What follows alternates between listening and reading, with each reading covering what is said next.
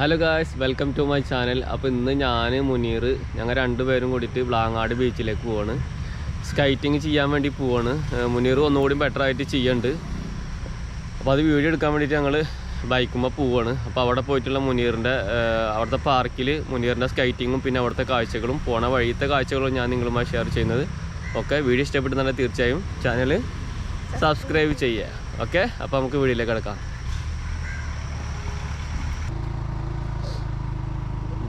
പിടിച്ചോ?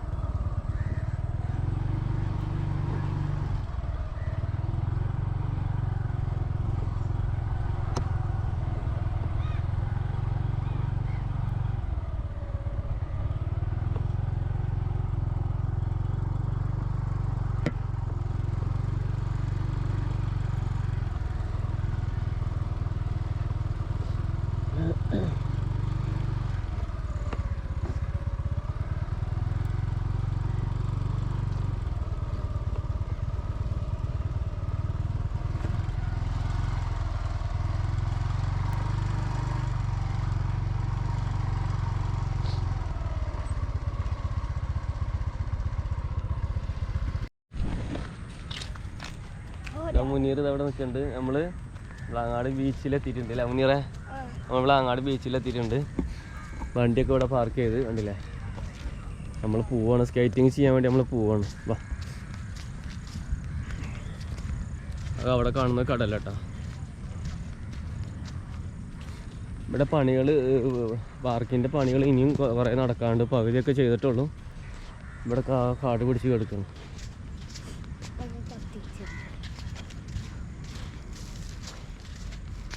Work full കഴിഞ്ഞിട്ടില്ല, ഒരുപാട് വർക്കുകൾ ഇനി ബാക്കിയുണ്ട്.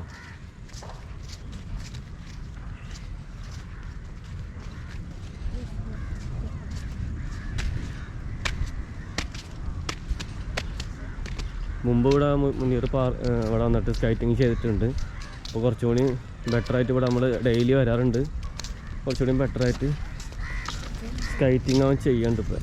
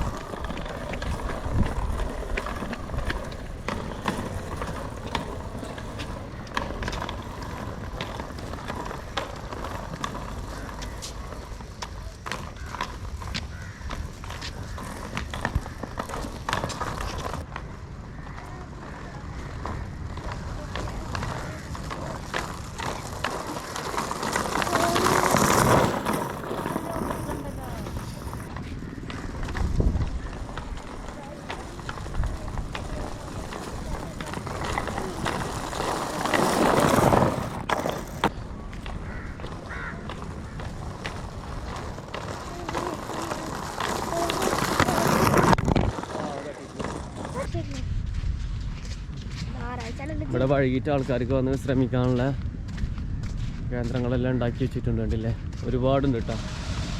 അവിടെ ഒക്കെ ഉണ്ട്, നിറയെ ഉണ്ടാക്കി വെച്ചിട്ടുണ്ട്.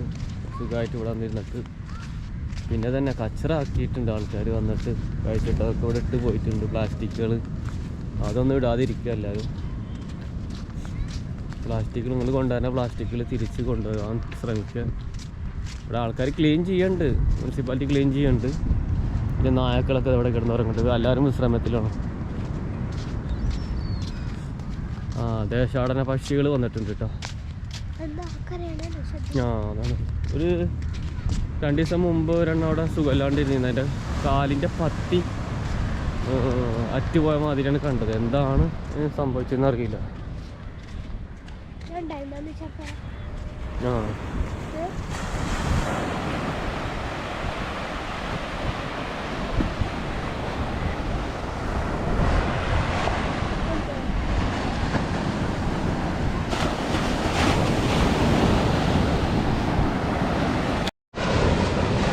മീന് ഇവിടെ ചത്ത് കിടക്കുന്നുണ്ട്. ഇത് വന്നിട്ട് കറിക്ക് കൂട്ടുന്ന മീനൊന്നുമില്ല കേട്ടാ. അത് അലങ്കാര മത്സ്യത്തിൽ പോലത്തെ ഫിഷാണ്. അതിങ്ങനെ ചത്ത് കിടക്കണം. അത് വലയിൽ കുടുങ്ങുമ്പോൾ അവർ കഴിക്കാത്ത മീനുകളെടുത്ത് കളയണതാണ്. കുടുങ്ങിക്കഴിഞ്ഞാൽ പിന്നെ ചാവുമല്ലോ. അങ്ങനെ അതാണ് കടപ്പുറം. ആ സൈഡിൽ ആ ഗ്രീനായിട്ട് കാണുന്ന ഫുള്ള് കാറ്റാടിയാണ്. കിലോമീറ്റർ കണക്കിന് കാറ്റാടി വെച്ചിട്ടുണ്ട്. അത് കാണുന്ന കംപ്ലീറ്റ് കാറ്റാടിയാണ്. പിന്നെ കടൽ കാക്കകൾ, ദേശാടന പക്ഷികളെല്ലാം വന്നിട്ടുണ്ട്. മുനീർ ഇതവിടെ പോയിട്ട് എന്താ നോക്കുന്നുണ്ട്. പിന്നെ അവിടെയാണ് ആൾക്കാർ മെയിനായിട്ട് വരുന്ന സ്ഥലം കേട്ടോ. നമ്മൾ പാർക്കിനോട് അത് കാണാണ് പാർക്ക്. അപ്പോൾ അവിടെ നിന്ന് അങ്ങനെ നേരെ കടപ്പുറത്തേക്ക് ഇറങ്ങിയെന്നുള്ളൂ. ബഞ്ചുകളും പിന്നെ ടൂറിസ്റ്റുകളൊക്കെ വന്നിട്ട് കൂടുതൽ ചിലവഴിക്കണത് ആ ഭാഗത്താണ്. പിന്നെ വൈകിട്ട് ഇവിടെ എല്ലാം മൊത്തം കച്ചവടക്കാർ വരും. വൈകിട്ട് ഇപ്പോൾ വെക്കേഷനാണ്. ഇനി നല്ല തിരക്കുള്ള ദിവസങ്ങളാണ് വരാൻ പോകുന്നത്. പിന്നെ കടൽ കുറവാണ്. അപ്പോൾ അതുകൊണ്ട് പിന്നെ പേടിക്കാനില്ല. പിന്നെ അടിയൊഴുക്കൊക്കെ ഉണ്ടെങ്കിൽ പ്രശ്നങ്ങൾ ഉണ്ടാവുള്ളൂ. കടലിൽ വന്ന് കുളിക്കുന്ന ആൾക്കാർ ശ്രദ്ധിക്കുക. ഒരുപാട് അപകടങ്ങൾ നടന്നിട്ടുള്ള ഒരു ബീച്ചാണിത്. അപ്പോൾ ശ്രദ്ധിച്ചാൽ നിങ്ങൾക്ക് നല്ലത്. കടലിനെ കുറിച്ചിട്ടൊന്നും നമുക്ക് പറയാൻ പറ്റില്ല. പണ്ടത്തെ പോലെ ഒന്നുമല്ല. അപ്പോൾ ഞാൻ പറഞ്ഞ സ്ഥലമാണിത്. മെയിൻ എൻട്രൻസ് ആണ് ഈ ഭാഗത്ത്. കണ്ടില്ലേ, ഇവിടെ നിറയെ ബോട്ടുകൾ വെച്ചിട്ടുണ്ട് കേട്ടോ. മുന്നേറി അവിടെ ഒരു ചൂണ്ടൽ കിട്ടീന്. അതായിട്ട് ആൾക്കാരെ കാലുമ കുത്തുന്നതിന് വേണ്ടിയിട്ട് ഒരു ഭാഗത്ത് കൊണ്ടുവെക്കാൻ വേണ്ടിയിട്ട് മുന്നീർ പോവാണ്. ആരോടിട്ടതാണ്. ഇപ്പോൾ ടൂറിസ്റ്റുകളെല്ലാം പറഞ്ഞ സ്ഥലമല്ലേ, അങ്ങനെ ഇടാൻ പാടില്ലല്ലോ. ആൾക്കാരെ കാലുമൊക്കെ കയറും. അപ്പോൾ ഞാൻ മുനീറിനോട് പറഞ്ഞാൽ എടുത്തിട്ട് അവിടെ എവിടെയും കൊണ്ടുവെക്കും ബോട്ടിൻ്റെ സൈഡിൽ എന്ന് പറഞ്ഞിട്ട് മുനീർ അവിടെ കൊണ്ടുവെക്കുന്നുണ്ട്. കണ്ടോ, നിറയെ വഞ്ചികളാണ്. Fibre വഞ്ചികളായിട്ടുള്ളത് complete. അതൊക്കെ നമ്മുടെ നാട്ടിലൊക്കെ വരവാണ്. തമിഴ്നാട്ടിൽ വന്നിട്ടുള്ള വെള്ളങ്ങളാണ് ഇവിടെ നിറയെ ഉള്ളത്. നമുക്ക് കണ്ടറിയാൻ പറ്റും. ഞാൻ വീഡിയോ എടുക്കണം നോക്കിയിട്ട് നോക്കിയിരിക്കുന്നു. ഞാൻ കാണിച്ചാൽ നിങ്ങൾക്ക് ബോട്ടുമിലൊക്കെ തമിഴിൽ എഴുതി വെച്ചിട്ടുണ്ട്. കണ്ടില്ലേ, തമിഴിൽ എഴുതി വെച്ചിട്ടുണ്ട് ഇവിടെ എല്ലാം. അങ്ങനെ ഒരുവിധത്തുമലൊക്കെ എഴുതി വെച്ചിട്ടുണ്ട്. ഒരുവിധം ഇംഗ്ലീഷിൽ എഴുതി വെച്ചുകൊണ്ട് തമിഴിൽ എഴുതിയതുകൊണ്ട് അങ്ങനെ നിറയെ വെള്ളങ്ങളുണ്ട് ഇവിടെ. നായണൊക്കെ ഇടുന്നിറങ്ങുന്നത്. ഇതൊക്കെ ടങ്കീസാണ്. നോക്കിയാൽ ടങ്കീസിൽ കുളത്തിനാ നോക്കിയാൽ ഇല്ല, അതിൽ കുളത്തില്ല. ടങ്കീസ് നിറയെ കെട്ടിട്ടുണ്ട്. അതിൽ കുളത്തിനൊക്കെ പിന്നെ പ്രശ്നമല്ലേ.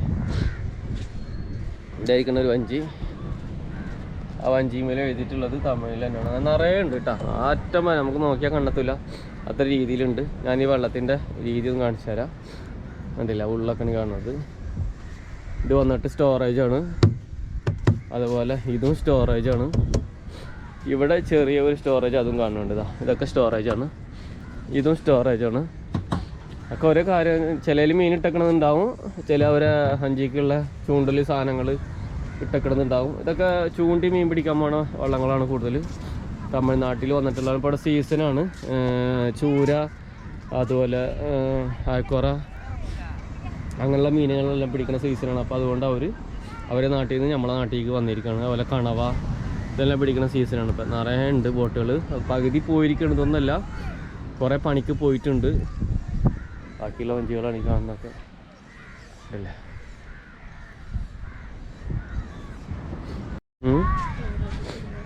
അവിടെ ഇതെല്ലാം സാധനം. ഇത് തൊടല്ലേ, ഇത് ഫൈബറിൻ്റെ സാധനമാണ്. ഇത് ഫൈബർ ചെയ്യാനുള്ള സാധനമാണ്. അത് ഭയങ്കര കെമിക്കൽ. കയ്യിലായി കഴിഞ്ഞാൽ പോകില്ല അത്. ഇവിടെ ഏതോ വഞ്ചിയുടെ പാച്ച് വർക്ക് ചെയ്തിട്ടുണ്ട്. അപ്പോൾ അതെല്ലാം ഇവിടെ എടുക്കുന്നത്. വഞ്ചികൾ ഒരുപാടുണ്ട് കേട്ടോ. നിങ്ങൾ വഞ്ചിര പെയിൻ്റ് അടിക്കുക എന്തെല്ലാം ചെയ്യേണ്ടവർ അവിടെ. നായക്ക് ചെവിയില്ല കേട്ടോ. ചെവി എന്തായതാണെന്ന് അറിയില്ല. തല്ല് കൂടിയിട്ട് കടിച്ച് പൊളിച്ചതാണെന്ന് അറിയില്ല. ഉണ്ടല്ലേ, നായക്ക് ചെവിയില്ല. 2 ചെവിയില്ല. കൊണ്ട് തമ്മിൽ കടി കൂടിയിട്ട് ചെവി കടിച്ച് പറിച്ച് കളഞ്ഞില്ല എന്നാണ് തോന്നുന്നത്. ആ ചെവിയാണ് മാന്തണം നിന്നിട്ട്. അല്ല 2 ചെവിയില്ല, അതന്നെ കടിച്ച് കളഞ്ഞിട്ടുള്ളതാണ് ചെവിയില്ല.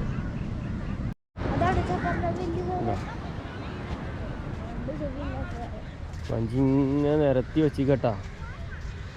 ശരിക്കും പറയാൻ ഇതൊന്നുമല്ല വഞ്ചി എന്നുള്ളത്, ഇഷ്ടം പോലെയാണ്, കിലോമീറ്റർ കണക്കിനുണ്ട് വഞ്ചി. ഇങ്ങനെ നിരത്തി വെച്ചിരിക്കണം. അതിലിവിടെ പോയിട്ടുണ്ട്.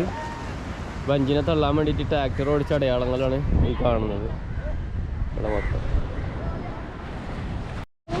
അങ്ങനെ മുനീർ പറഞ്ഞു, മുനീറിന് വഞ്ചിമേൽ എൻജിൻ ഘടിപ്പിച്ചിട്ടുണ്ട്, അത് കാണാമെന്ന് പറഞ്ഞു. അപ്പോൾ അത് കാണിച്ചെടുക്കാൻ വേണ്ടിയിട്ട് വരണം. 2 സുസുക്കിയുടെ എൻജിൻ ഘടിപ്പിച്ചിട്ടുണ്ട് ഇമേ, അത് കാണാമെന്ന് പറഞ്ഞു. അങ്ങനെ കാണാൻ വേണ്ടി ഞങ്ങൾ വരണം. മുനീർ എൻജിൻ പിടിപ്പിച്ച് കണ്ടിട്ടില്ല വഞ്ചിമേ. നോക്കിയോ മുനീറെ പോയിട്ട് വേണ്ടാ തിരിക്കണ്ട. 2 സുസുക്കിയുടെ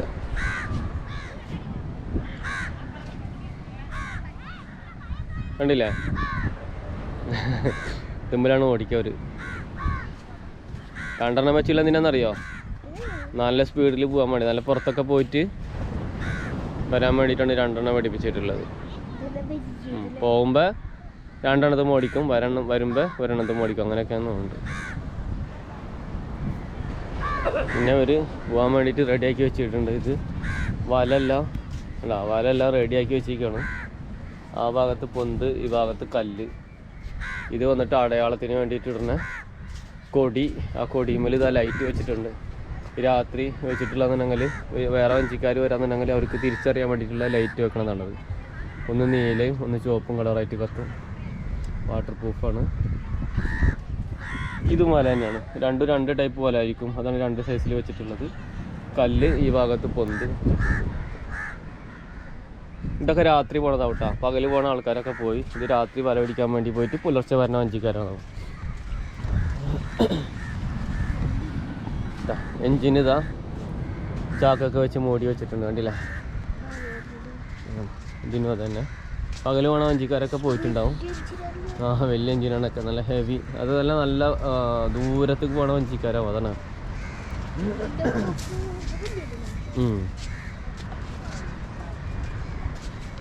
എല്ലാം ഫൈബർ വാട്ടങ്ങളാണ് ഈ കാണുന്നത്. അതിനകത്ത് ആൾക്കാർ വലയായിട്ട് കണ്ട് വീട്ടിൽ നിന്നിട്ട് ആൾക്കാർ വലയടക്കം ഉണ്ട് കേട്ടോ. പാട്ടൊക്കെ പാടി കഥകളൊക്കെ പറഞ്ഞിട്ട്.